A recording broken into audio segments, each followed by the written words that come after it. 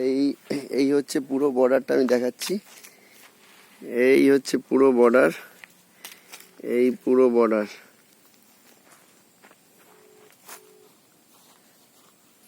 আমরা এখন পুরো বাংলাদেশের শেষ প্রান্তে চলে এসেছি। ওই পুরো ফতেপুর বর্ডার, ভোলু নদী। আর এই হচ্ছে আমাদের ভোলু, অভিজিৎ শাহ। Bholu is here. এই হচ্ছে ফতেপুর বর্ডার, পুরো দেখাচ্ছি আপনাদেরকে। আর এই যে ছেলেটাকে দেখছেন হচ্ছে আমাদের কাইল্লাচোরা, মানে কালু। এই এই যে দেখতে পাচ্ছেন পুরো বর্ডার এরিয়াটা আপনাদেরকে দেখাচ্ছি, যেটা হয়তো কেউ এখনো আপনারা দেখেননি। আমরা পুরো এই এতটুক ডিস্টেন্স, মানে এখান থেকে একটা লাফ দিলে হয়তো চলে যেতে পারবে, লোক ভাববে, কিন্তু সেটা সম্ভব নয়।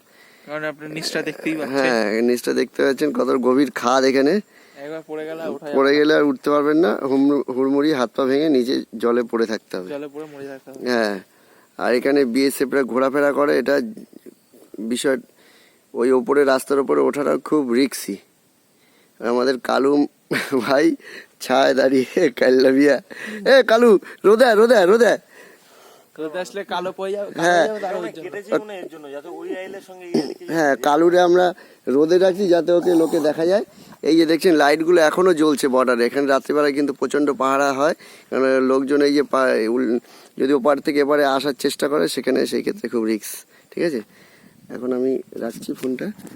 ঠিক আছে, আমি এই যে